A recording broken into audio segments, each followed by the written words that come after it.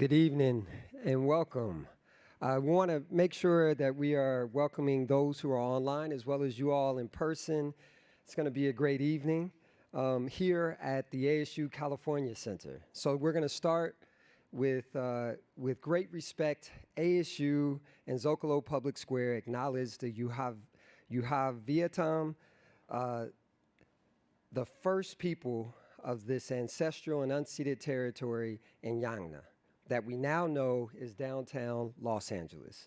We honor their elders, past and present, and the Yuhaviatam descendants who are part of the Gabrielino, Tangva, and the Fernandino Tataviam nations. I'm Scott Brooks, Director of the Global Sport Institute at Arizona State University. Our mission is to help everyone get the most out of sport. To that end, our institute studies sports global challenges, educates sports stakeholders as well as future workforce, and encourages sports entrepreneurship and innovation through thought leadership, outreach, educational programs, and partnerships. We are very excited to co-present tonight with Zócalo Public Square and Arizona State Media Enterprise and the UCLA College Division of Social Sciences. Zócalo was founded in Los Angeles in 2003 and is now celebrating its 20th year. Zócalo's mission is to connect people to ideas and to each other, which they do by publishing a digital magazine and bringing people together, convening live events like this. Everything they do is free and everyone is welcome. I hope you will visit ZócaloPublicSquare.org and subscribe to Zócalo's newsletter and YouTube to find out more about their wonderful, engaging events and programs and journalism. And now I'll turn it over to Dr. Abel Valenzuela to tell you more about UCLA College Division of Social Sciences.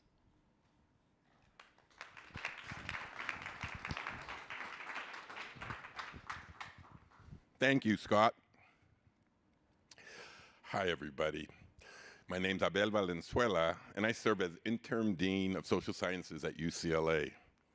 I've been at UCLA for over 30 years, and I've engaged with multiple partners in different spaces across the globe, and of course here in the city of my birth, Los Angeles. And I'm honored to partner with Arizona State University Global Sport Institute and Zócalo Public Square for tonight's program. The social sciences at UCLA encompasses over 19 departments and an almost equal number of research centers where you can find faculty, graduate, and undergraduate students engaged in teaching, in research, and in service. The social sciences at UCLA aims to engage, to impact, and to make a difference, and we do so with data, with empirics, and through scholarly engagement. We take this role very seriously and with the rigor and attention that science demands. I'm honored to lead UCLA's largest division and to introduce to you our moderator, Dr. Rudy Mondragón.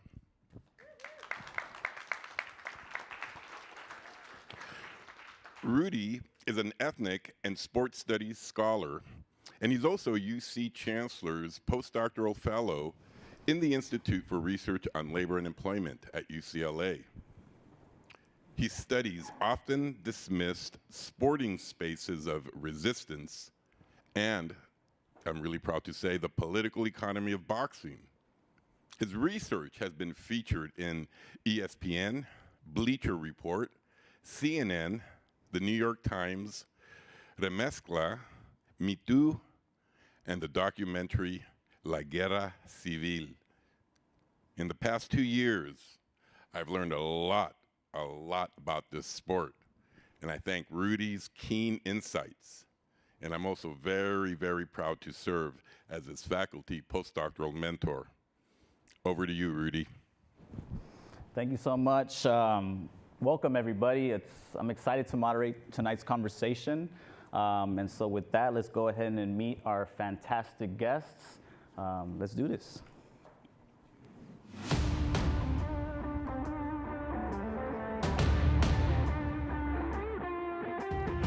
Introducing Andy the Regulator Foster.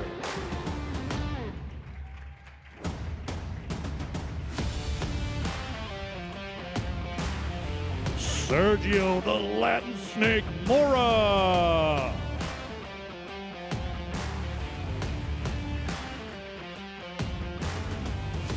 And Kaylee KO Mequinonoag Reis.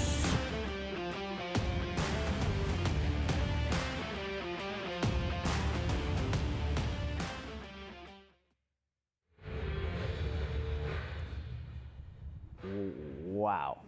Zócalo, thank you so much for that epic ring entrance. I was very shocked and surprised. Let's go ahead and meet our guest today. To my left, let's start with Andy Foster, who serves the California State Athletic Commission as Executive Officer. Mr. Foster previously served as Executive Director and Head of Mixed Martial Arts Referee of the Georgia Athletic and Entertainment Commission. Mr. Foster has also competed in MMA, kickboxing, boxing, and sport grappling, so he has a combat background. Mr. Foster was named 2019 Yahoo Sportsman of the Year in boxing and has been named Executive Officer of the Year by the North American Boxing Federation in 2012, or since 2012. Next to my left and Andy's left is Sergio the Latin Snake Mora. Good, give it up, give it up. He's currently a boxing analyst for DAZN. Previously, he was a professional boxer. He is the former World Boxing Council light middleweight champion and was the first winner of NBC's Contender. So he literally went from contender to champion to commentator. And last but not least, Kaylee KO Mequinonoag Reis hails from, let's give it up. Hails from East Providence, Rhode Island, is a member of the Siconque Wampanoag tribe and is the first indigenous woman fighter to become a world champion.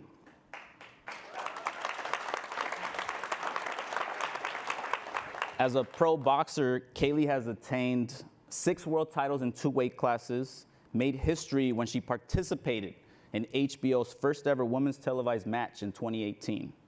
She uses her boxing platform to spread awareness to various issues such as the missing and murdered indigenous women's movement.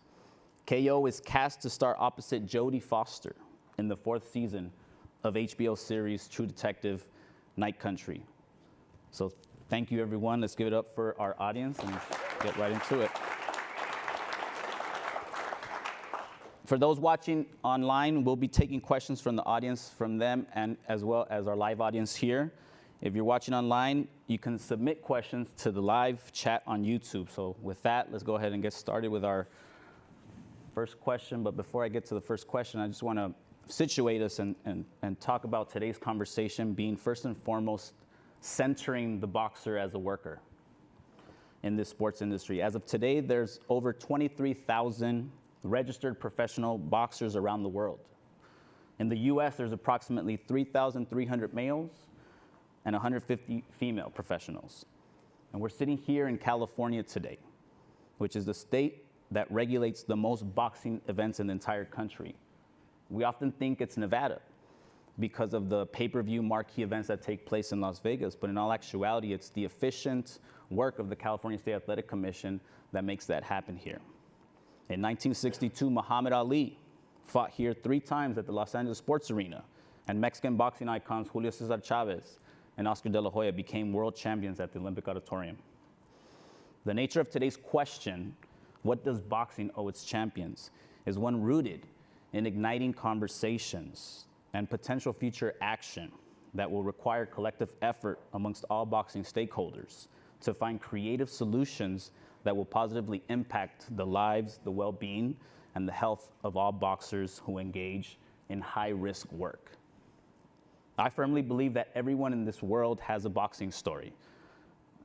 For me and some of you in this room, it was watching pay-per-view marquee events, pulling money together to watch Tyson or Chavez fights.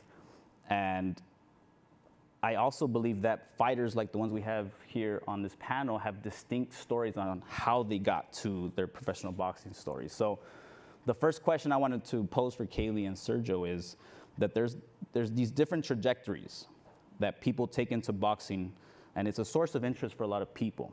Most people have an understanding based on Rocky, Creed, and Raging Bull. But I know that those stories, those boxing stories, are more complicated and more interesting. So Kaylee and Sergio, can you tell us a bit about your boxing story, how you got started, and the moment that you realized you wanted to turn pro? Well, first of all, thank you so much, Rudy, to Butney, and Winikisuk, everyone. Nutamas Mequinonoag.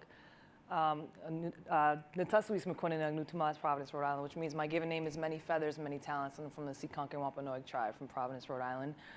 This is a loaded question, but I'll keep it as short as possible.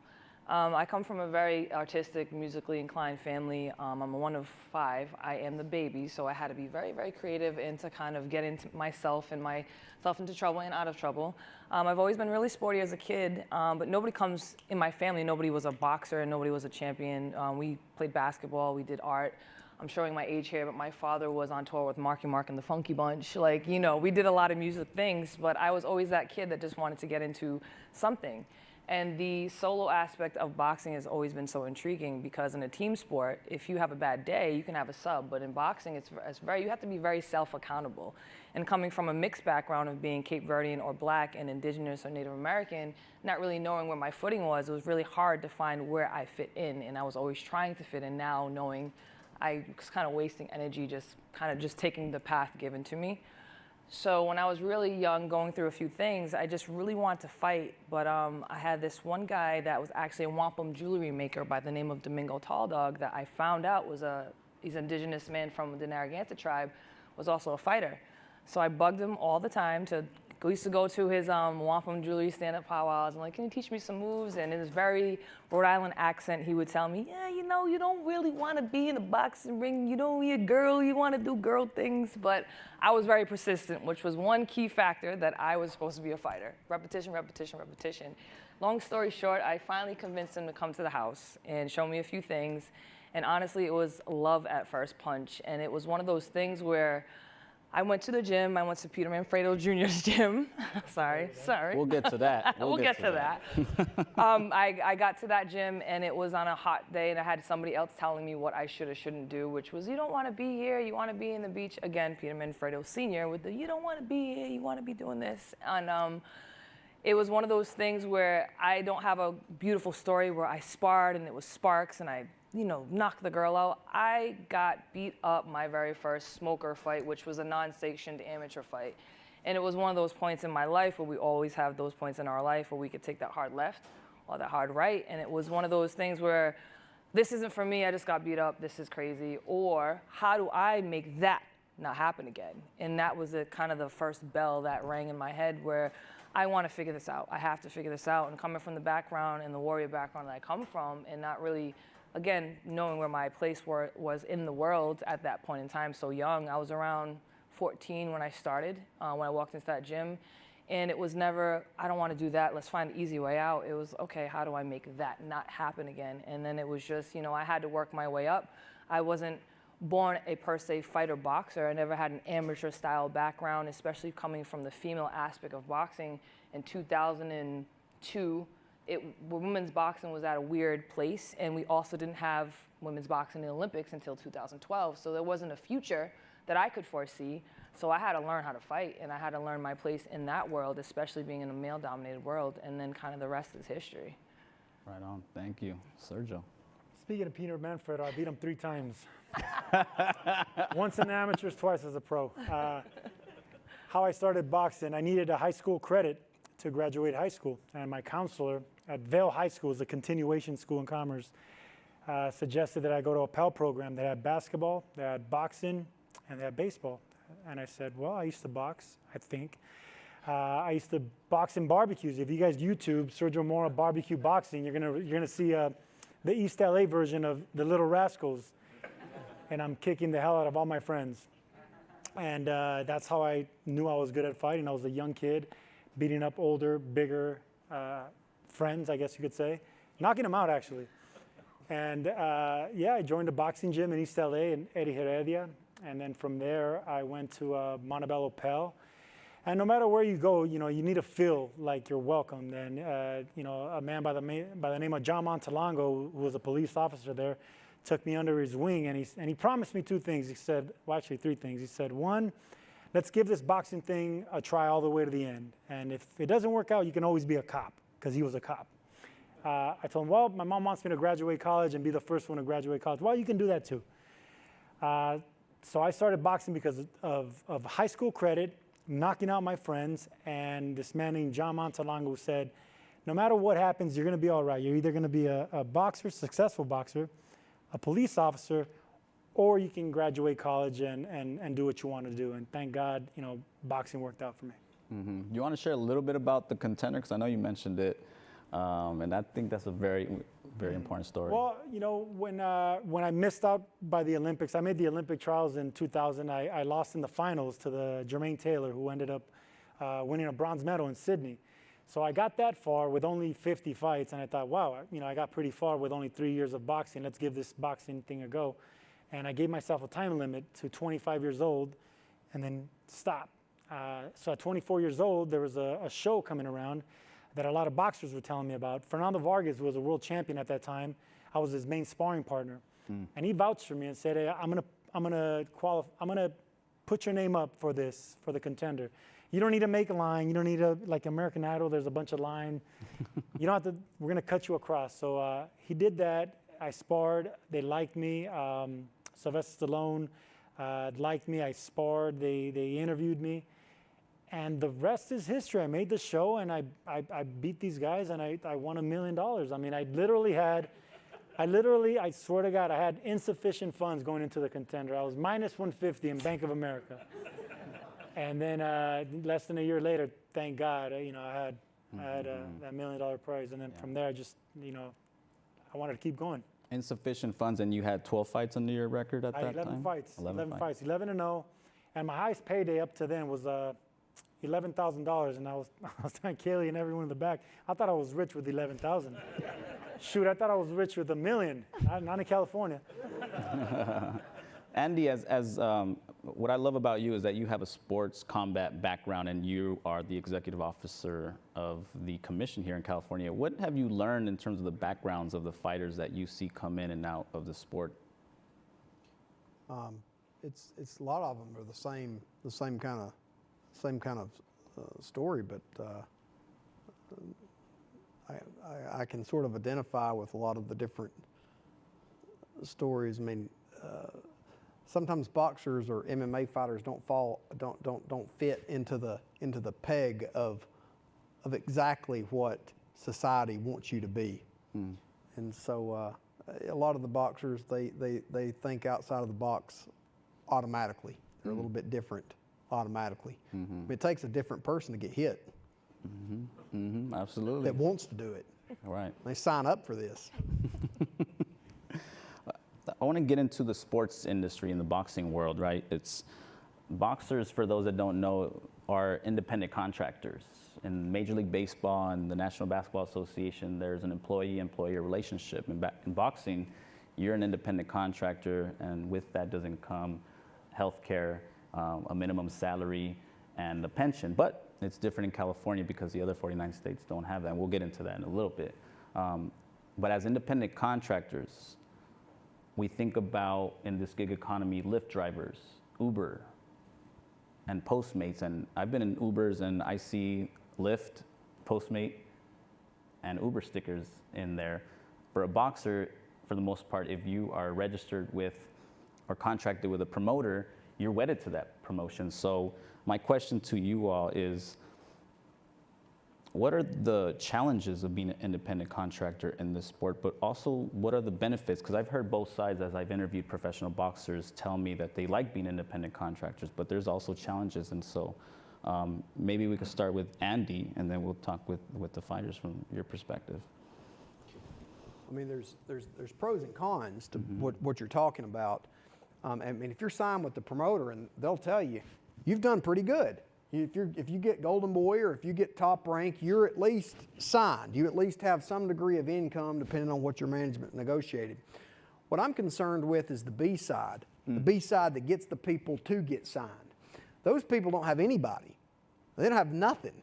And they're the ones that I'm more concerned about. That's when we have to put in minimum top purses. That's when we try to do all the various things.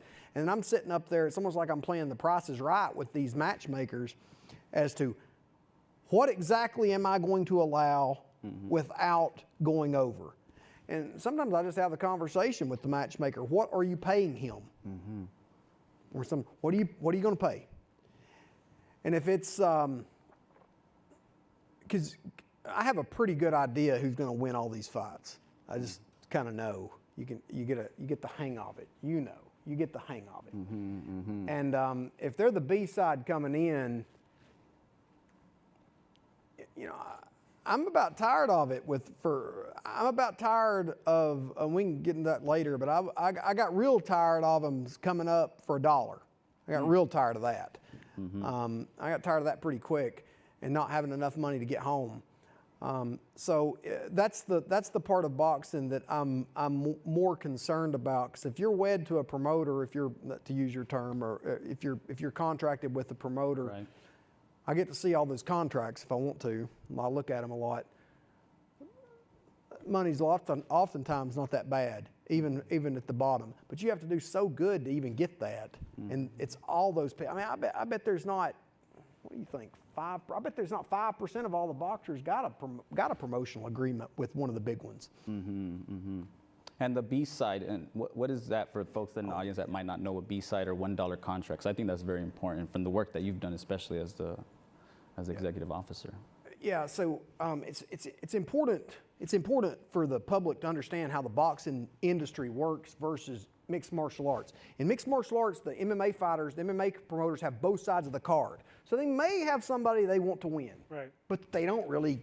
I mean, if Conor McGregor gets beat, it's okay. Plus, there's something about, and this is important too.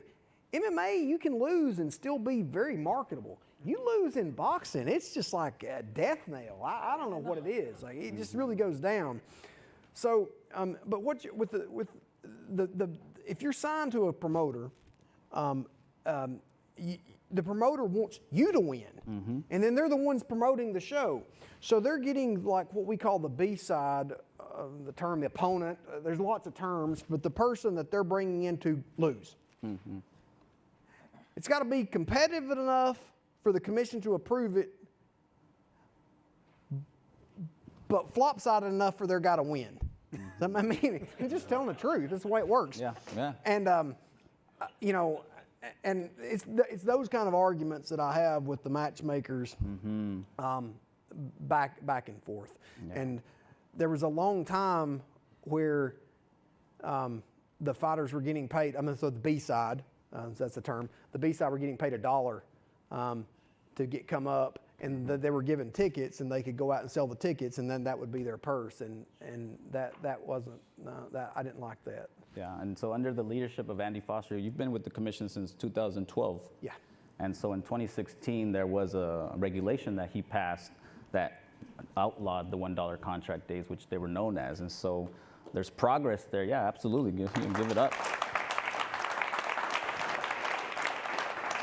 There's progress there, and I think that there's also a lot of momentum to continue to move on in the direction that Andy's taken the commission. Sergio and Kaylee, maybe we could start with Sergio. Independent contractors, the benefits and the challenges. Well, there's a lot of benefits. After I won the contender, the first thing that good people in my corner, a producer from the show actually, Adam Briles, he told me before you even fight for this $1 million, I advise that you get incorporated. I had no idea what that was.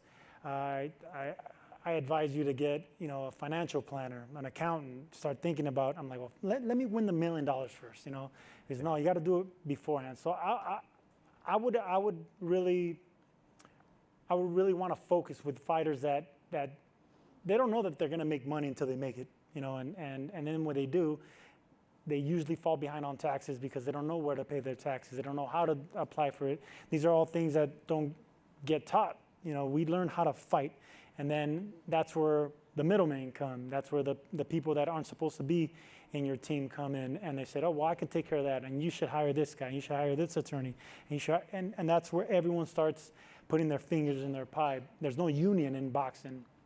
There is no protection for the boxer. There's only their uneducated trainer and their uneducated, cut man. From there, that's where everyone with a suit wants to come in. And the more money, the more sharks. That's the bad side of it. So no union, and once you start making the big money, just more people come out of the woodwork. So financial education is the main thing that I would want, fighters to be a part of. Maybe a union, health insurance. How is it that we're in the most dangerous sport and we don't have health insurance unless we're in the ring? But for 8 weeks to get prepared to go to battle, we don't have health insurance. Mm-hmm. So that's where all the injuries happen when you're getting prepared for a fight. The 7-8 weeks of training, that's where you're getting injured. And every time you actually go into battle and you go into that fight where you're actually protected by insurance, you already have an injury. No fighter goes into a fight 100%, no matter what they tell you. If they put their body through hell for 8 weeks, guarantee they have an injury, whether it's a sore rib or a tweaked finger or a tweaked jaw. Something is wrong, maybe a cut that's healing. There's always an injury going into a fight. So how is it that we don't have some kind of insurance or protection leading up to the fight? Now, if you get injured during the fight, then yeah, that's a different story. I tore a ligament, and then the insurance cost, the surgery was $12,000. I wasn't going to pay for it, but since it happened during the fight, I got it covered. But most of the injuries are before that. Mm-hmm. So financial planning, health insurance, there's so many things that go behind just boxing and making money that can be really solved by putting the right people or union. Just like other sports, boxing's the only sport where there's no union, there's no protection of the fighter, and there's so many people come and take advantage of some of the greatest fighters in the world.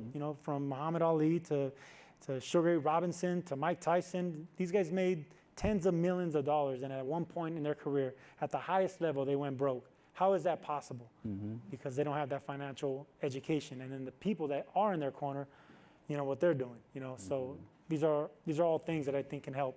Mm-hmm.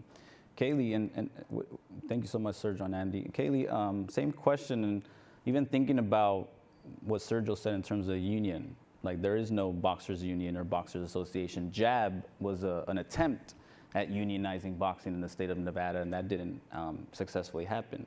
And I think one of the biggest roadblocks to unionization in boxing is that there is no employer-employee relationship. Who's the closest employer in boxing? Well, I'm glad JAB took a jab at it, but it didn't stick. It's funny being in the position I'm in because I had the chance. I didn't come into this boxing world having a promoter and having my record built. I'm what you would like to call a road warrior. I started off with no promoter, no manager, sometimes no trainer. I come from the B side. I just now have the trajectory after the Cecilia Brækhus fight has kind of changed, and I haven't lost sense. And there's been, added an actual team, but I come from the era of number one being on the female side and being on the B side, getting the call. What weight, where, what country? Okay, can anybody go to Germany with me? I've been on that side, having 2 or 3 jobs, having a family, and making 0 to somewhat okay money, and to, even in stories, and you've heard this story before, to not getting paid for a WBC sanctioned world title fight in New Zealand. And that's the first time you ever won a world title. Won a world title fight. We headlined an all-female card in New Zealand, and I was gonna get paid, not even a tiny fraction of what you would get paid for a WBC world title fight, and I still went home empty-handed and had to go back to my job and go, I was in camp for 8 weeks, managing a store, had another job as a security guard at a club, as well as had a family to take care of, traveled all the way to New Zealand for 10 days out of work, and won, and then still didn't get paid. So these are the things that, number one, financial backing, there's no guarantee. There's other rules and regulations that we could get into as far as once you step on a scale, if something happens, you have to get paid. Those are little details that you can get into, but we take risks. We walk in there, there's no telling whether we're gonna come out of there. And if you talk to most fighters, not the Instagram fighters, the actual real fighters, we get in there and we don't know if we're gonna make it to our families. I don't know if I'm gonna make it, and we don't think like that. I don't say I don't know if I'm gonna come home. We wanna go do our job. It's an art, it's a job to us. So the financial guarantee, there's no financial guarantee. As Sergio said, there's no health benefits. I mean, I was living in the state of Rhode Island and I had to claim homeless to get EBT card and get to get Rhode Island health insurance because of just in case my hand falls off, because I'm sure it will at some point, I still have to fight. I can't, you know, how many times have you covered up an injury so you could fight, so you can make that money? And then think about the 8 weeks or 10 weeks we take out of our lives. By the time we get paid that 11 grand, we are playing catch up for 2 months. So that 11 grand turns into 8, turns into 5, turns into 4. Now it's been a week, I gotta fight again. You know, that financial backing, that guarantee, who's your employer and what is the plan B after boxing? Because boxing is not, it's a temporary career.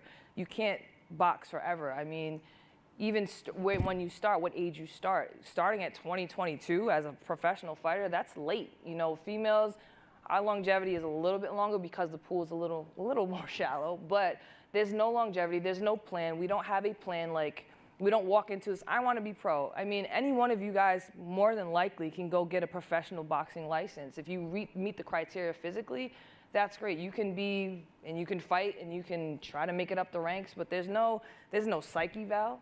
There's no real physical, there's no plan ahead, there's no guidance. I mean, you have, you know, the old guy in the gym that's been there for centuries, he's part of the gym, that guy has a whole plan of gonna be a world champion.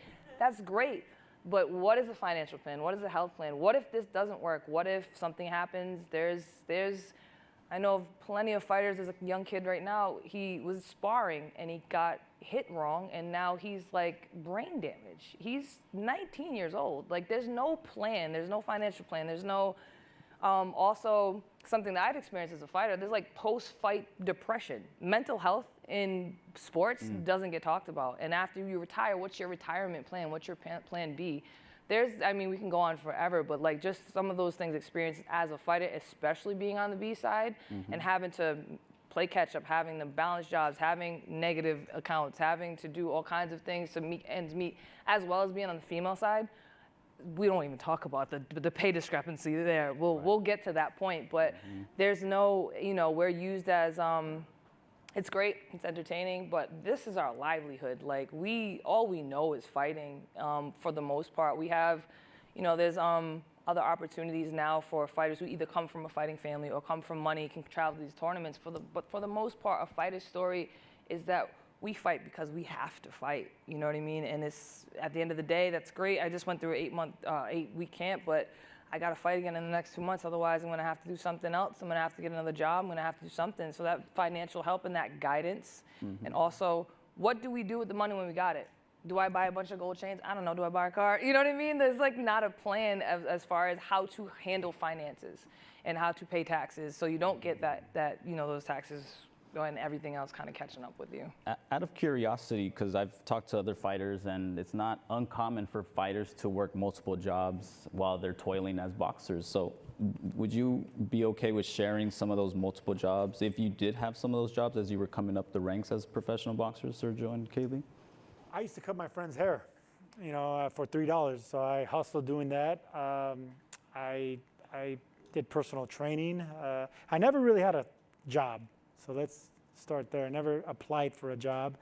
The only thing I aspired to was to become a police officer, but I never went that route. So yeah, I just hustled. You know, I hustled and I did a lot of jobs. I did a lot of jobs, but boxing, it was always good to me. And thank God, you know, like I said, I had someone in my life, a police officer, John Montalongo, who somewhat subsidized my career. You know, he would buy me my equipment and drive me to different places to get sparring, drive me to tournaments. You know, he was like a father figure, and he's still in my life. And you know, I had a great trainer as well. So I had a great triangle. You know, it wasn't really a circle, it was us three. And we got a long way with trust and luck. But yeah, it's tough. I was the B-side as well. A reality show saved me. You know, reality show saved me, or else I probably wouldn't have continued because of the lack of respect for the B-side. I was the B-side as well. If you don't make the Olympics or you're not with a big promoter, which I wasn't, you do get taken advantage of. And then that's when they start matching you with fighters that you normally aren't supposed to be matched with if they want to take care of you.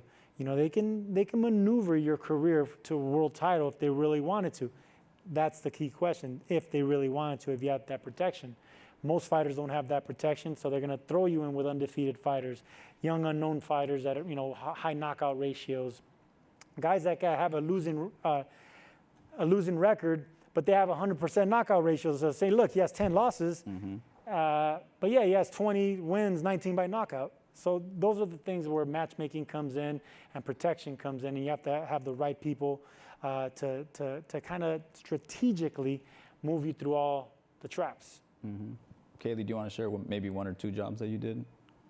I started bouncing, or club security, just to be technical, when I was at the age of 18. I was still an amateur boxer, and I was traveling from Rhode Island to New York every weekend to try to get the right sparring and the right opportunities as an amateur, as well as I braided hair, I fixed motorcycles. I pretty much did anything that I could get my hands on, but I always had 2 or 3 jobs. I worked at an adult store warehouse to pack boxes for shipments. I've done it all. I've done waitressing, anything I could really get my hands on. Done personal training, especially with, you know, being fitness. It kind of was, you were in the boxing gym, you have people that want to learn how to box. I turned it into kind of like classes. I've really enjoyed, not that it's the greatest paying job, but it's a job that I still do. I was a residential counselor for a group home for young teen girls.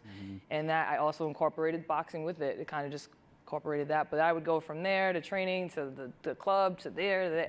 I just did whatever I could do to make ends meet. To add on top of that, I rubbed shoulders with a lot of great fighters like Sugar Ray Leonard and so on. And most of the fighters that accomplished the great things never had a job. Their boxing was their job, and they had it since they were teenagers. That's the reason they had so much success. The majority of fighters don't have that type of, first of all, that type of talent, that type of backing, and that type of team around them. So yes, you do have to kind of be, you know, hustle or be versatile with your time, and you're not going to be a full-time fighter. Those fighters that are actually full-time fighters, that's a luxury. Most fighters, and I would say the majority of fighters, even the successful ones, they're juggling a job or a family or multiple jobs, or some even education, but they're juggling more than just concentrating on fighting. And it's normally the guys that make the Olympics or come from a team with money that get supported enough to where they don't have to do anything else but concentrate on fighting. And that's still not a guaranteed recipe for success. As a matter of fact, I would say the guys that hustled are probably, or the women that hustled, are probably more successful than the guys that got backing. That's just my personal story. You know, the guys that were very successful in the amateurs, the solid sponsors with the teams that you thought, man, they're going to be a shoo-in. They didn't make it. They didn't make it. Not where I came from, not where I come from in East LA. It's the guys that were under the radar, worked hard. They were good, but they weren't touted as great. Those are the ones that ended up surpassing expectations and being way more than everyone thought, myself included. So sometimes all the talent and all the team and all the luck in the world still is not going to give you that golden path to success. Right. And hustling's still the best. We're in California, and I really want to highlight how distinct and unique California is compared to the other 49 states that regulate boxing, because just a reminder for everybody here, there's no unified commission or central governance in boxing. So Montana, New York, Florida, Texas, California, they all regulate boxing differently. But the one thing that makes California unique from all the other states is that there is a California professional boxer's pension. So Andy, I wanted to turn it over to you to talk with us about what is the pension and how is it funded, and then we'll turn it over also to Kaylee and Sergio. Yeah, the California Commission legislature created in 1982 the pension program. It's funded through the ticket assessment on the promoters. It's 88 cents a ticket. You have to fight 75 rounds in California, that's scheduled rounds. Sergio Mora's vested. He's got a pension statement. Right. Yeah, so if you fight in California, you're out with us. By the time when you turn 50, you can get your money. And to Sergio's point, he was talking about the financial literacy that kind of goes with this. I was talking with Chairman Villegas, and one of his big initiatives he was talking about the other day was he wanted to do like get together and figure out a financial literacy class and see if the fighters would come to it. Now, I don't know if they'll come, but we're going to put it together and see. Maybe you can help us get the word out. We're going to try to see if we get the word out. We will come. Yeah. Require it. So it's something he wants to do. So we're gonna try to make that happen. Right, and I mean that the financial literacy part is so important. Talking with Timothy Bradley, Bernard Hopkins, and other fighters who have done things similar to Sergio, incorporating themselves, having an LLC to be able to write off taxes and things like that is so important. But if you don't have a team around you that can give you that information, then fighters won't necessarily go that route in getting organized. From a fighter's perspective, what does a pension mean to a fighter that is actively pursuing a career in boxing and in retirement?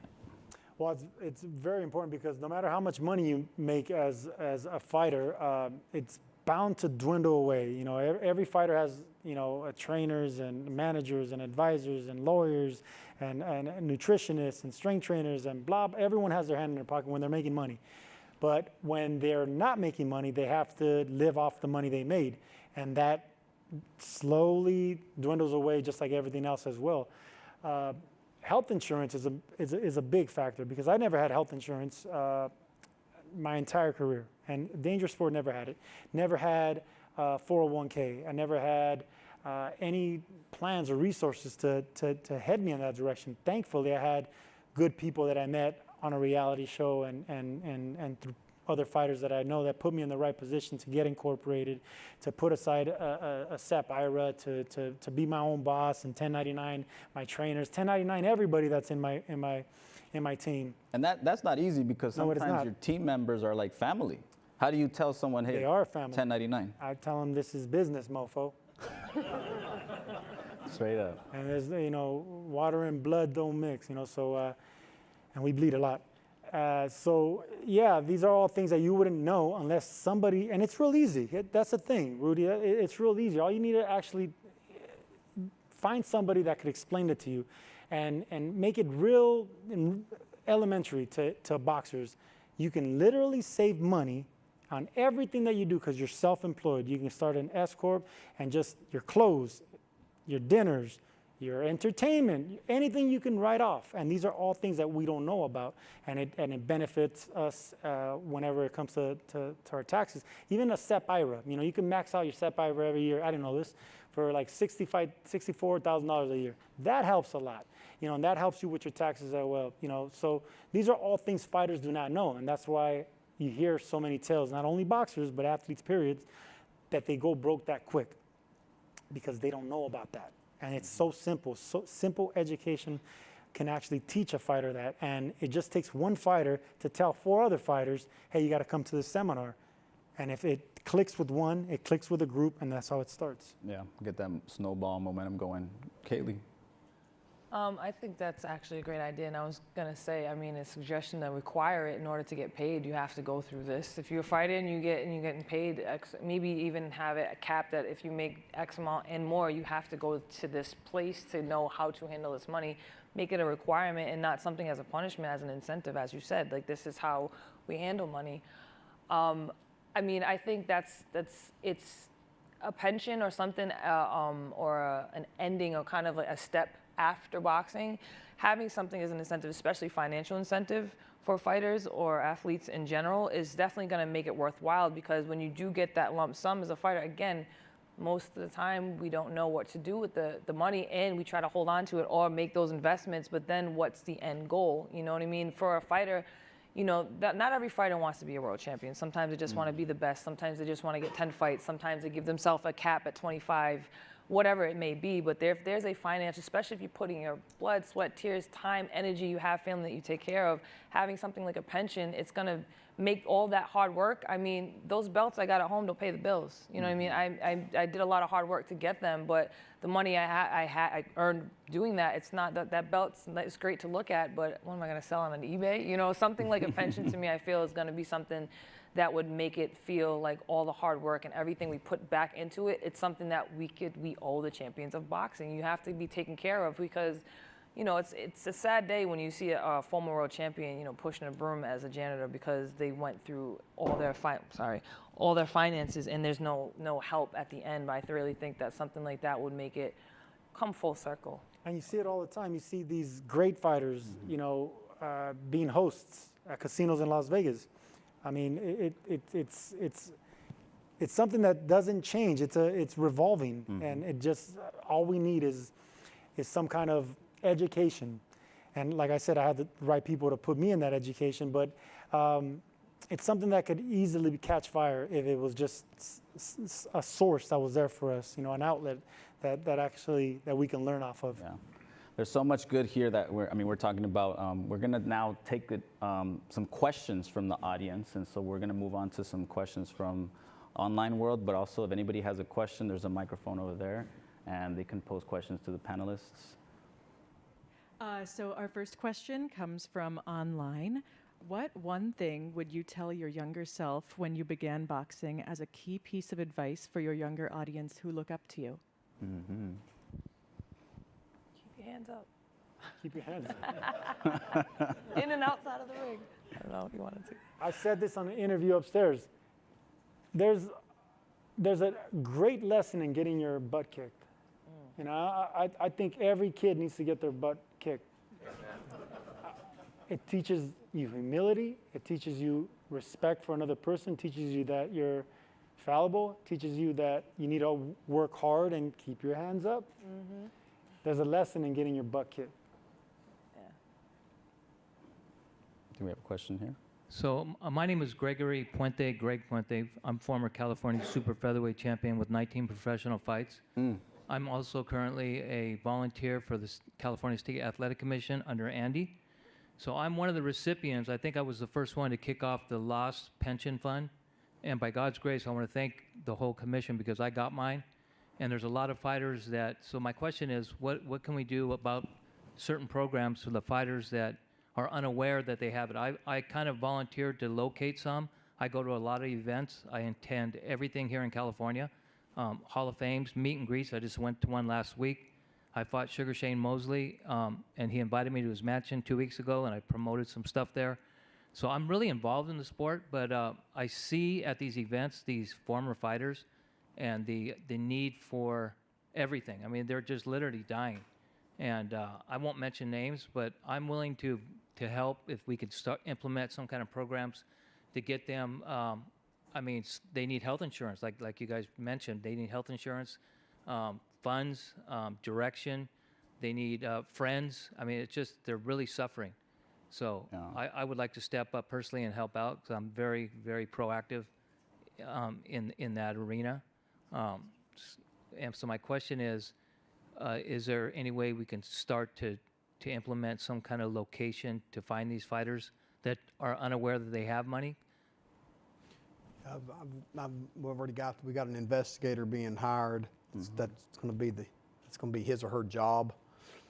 Transfer the stuff to the Division of Investigations. They're looking, and we found a whole bunch of them. We found a lot of them. We're getting the list knocked down. Worked with the Mexican consulate because a lot of our recipients, not all of course, but a lot of our recipients are Mexican nationals, and the World Boxing Council has helped us a lot with that because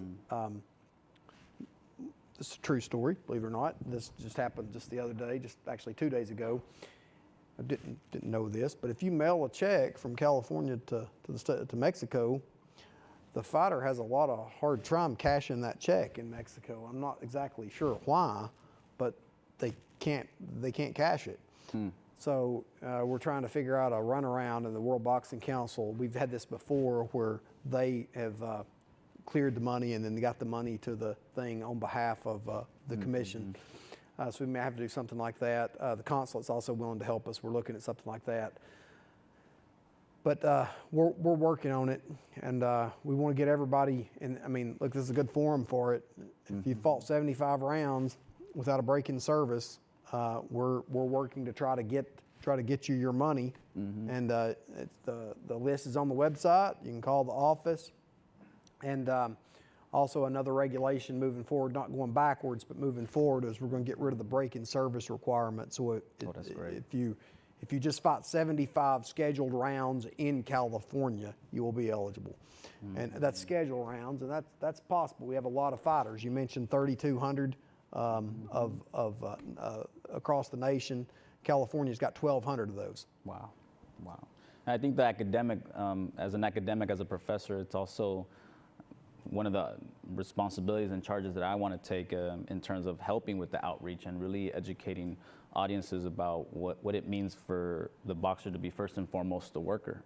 And so I think building those worlds together, academics, policymakers, and all boxing stakeholders, it requires this collective effort. Two questions. One, what kind of responsibility do the organizations like WBC, WBO have to take care of these fighters? Any fighter that would fight for a belt.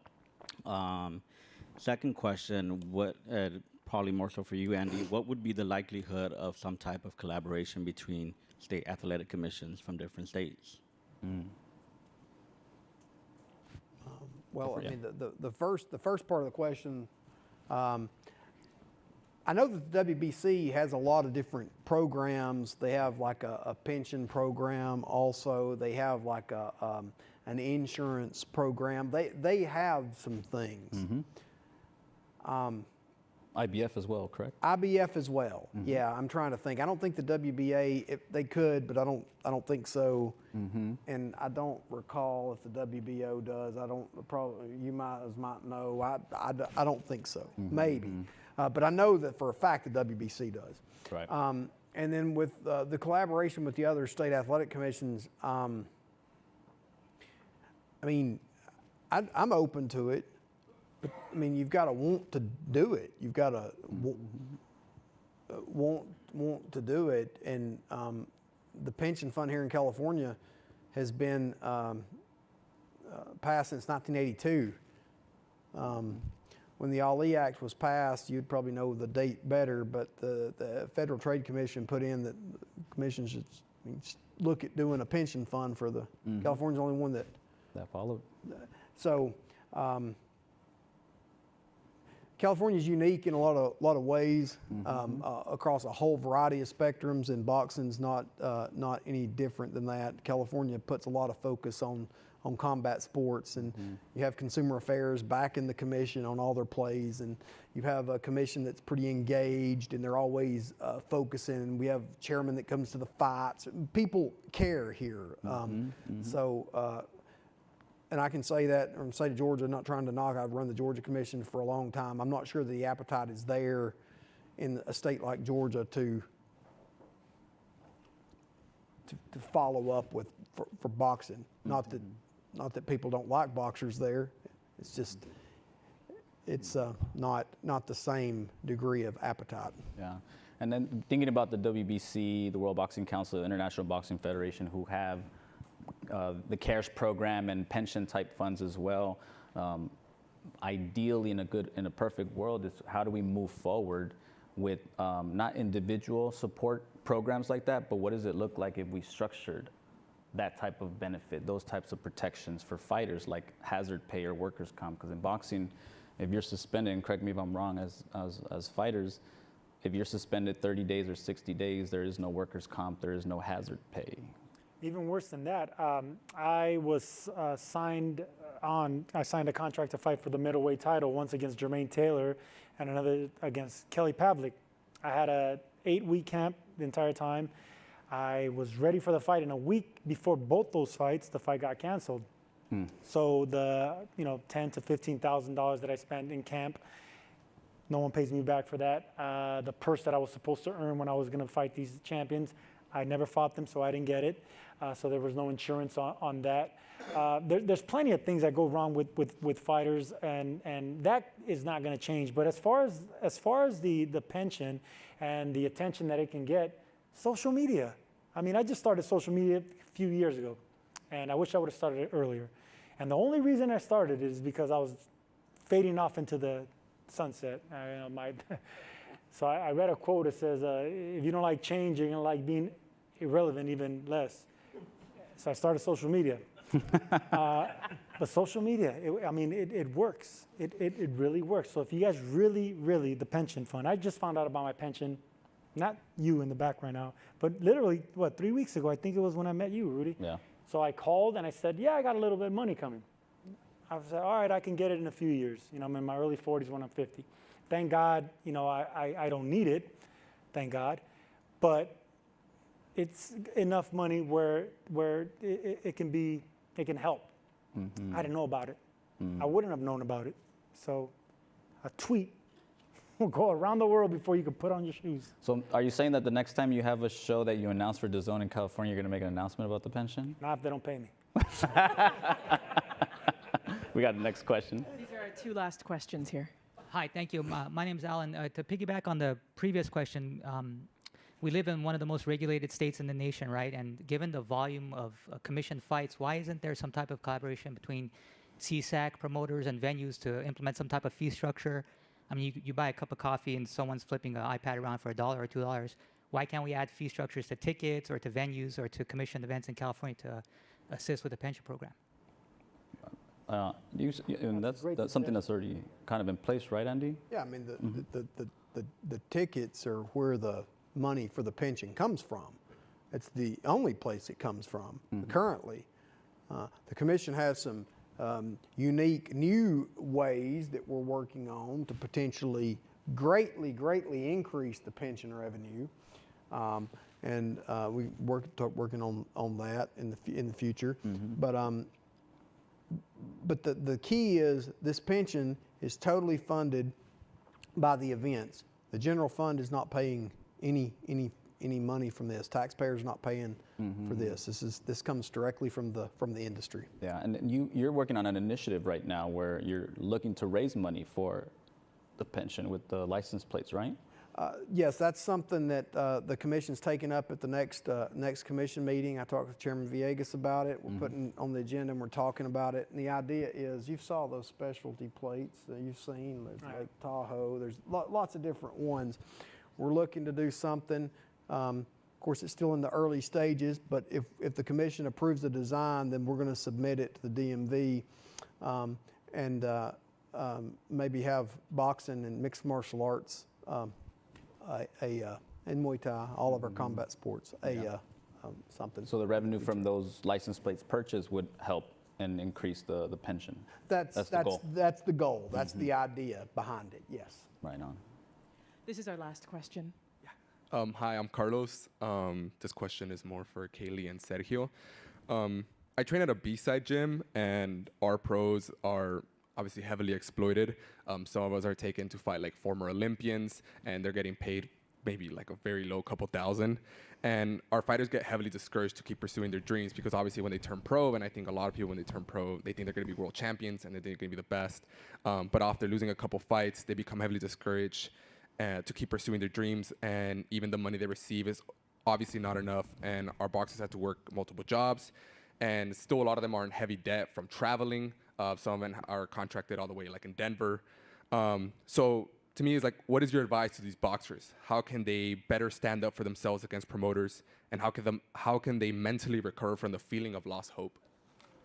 This is a loaded question, but it's a very good question if you don't mind me. That's the future professor of boxing right there. Well, I'm saying you came with a notepad and everything. You were prepared. I can see where he got that from. Like previously mentioned, me personally, coming from, like I said, I didn't start off this glamorous, life. The trajectory of my career changed actually when I fought the HBO fight, and I haven't lost since. With guidance, with the right team, with the right people behind me, I finally have a manager now. He started managing me back in 2016, Brian Cohen, as well as surrounding yourself with people that believe in you. And like I think Andy, you mentioned it, like when you get a loss in boxing, for whatever reason, it's like you said, it's like a death nail. I have 7 losses, but I have 6 world titles as well. And you might have to change your goals. You might have to make your goals as far as locally. It's a very loaded question, but I mean, it sounds very cliche. You can't lose your hope. And the way you get to whatever your goal is probably gonna have to change. It's gonna have to adjust with the times, maybe your location, who you're around, but having people who really believe in you and having that good support system. Your gym sounds awesome. I'd love to go to your gym, number one. But it's a very, very lonely sport because even though you have those people surrounding you, you're still the only one fighting. So, you know, ask those fighters in the gym, ask yourself why you do it. What is your why? You know, why do you fight? Do you fight for likes? Do you fight because it looks cool? Do you fight for survival? Do you have to fight for financial help? I mean, you really got to find your why, and if it's worth it, then do it. You know what I mean? You might not be a world champion, but you can have stories to tell, and you can feed your family, and you can maybe lead you into something else. My current career right now, I'm still fighting, but this boxing was a catalyst to lead me into a different career, into acting. Never did I ever dream of being in acting, but it actually. Your boxing or what you're doing now it's very temporary. You know, it could lead you into something else. It can lead you into speaking. It can lead you into another job. You can run into somebody that might have a different idea. So continue, keep punching. You know what I mean? Keep those goals alive and just know that boxing can be a catalyst to launch you into something you've never even imagined. Yeah. My advice is going to sound harsh and wrong, but I've said it at a Fortune 500 speech with Sugar Ray Leonard. I've said it in high school speeches, and it resonated. I'll tell your friend, what's his name? I'll tell him, know when to give up on a dream. Sounds wrong, but some things are just not for you. There's things as destiny, faith, but if things aren't falling in order for you on your way to your dream, that whole don't stop, never give up, nonsense, because you can be 25 years old in boxing and still don't have no education, no work experience, no computer experience, and next thing you know, you're 27, 28, 20, and you don't have that and you're still chasing a dream. So know when to give up on a dream. If it's not for you, if things aren't panning out, if the ducks aren't lining up in your, it's not for you. It's not for you, and there's no shame in that. It's smarter to know that you tried, it's a tough sport, but now I'm going for something that's legitimate. I'm going to go for a trade. I'm going to go for a college degree, or I'm going to go for an even junior college degree, whatever. But just know when to give up. It sounds wrong, but believe me, there's so many fighters that I know that were a lot better than me, way more talented than me, that didn't make it. Honest and hardcore. Everything. We got to close out, but thank you so much to the audience here. Thank you so much for this great conversation. You'll be able to find a summary of our talk at zocalopublicsquare.org by tomorrow, plus interviews with all the panelists. You can also subscribe to Zocalo's newsletter, podcast, and social media. Andy, Sergio, Ko, again, this was great. Thank you so much. Another round of applause for our great panelists.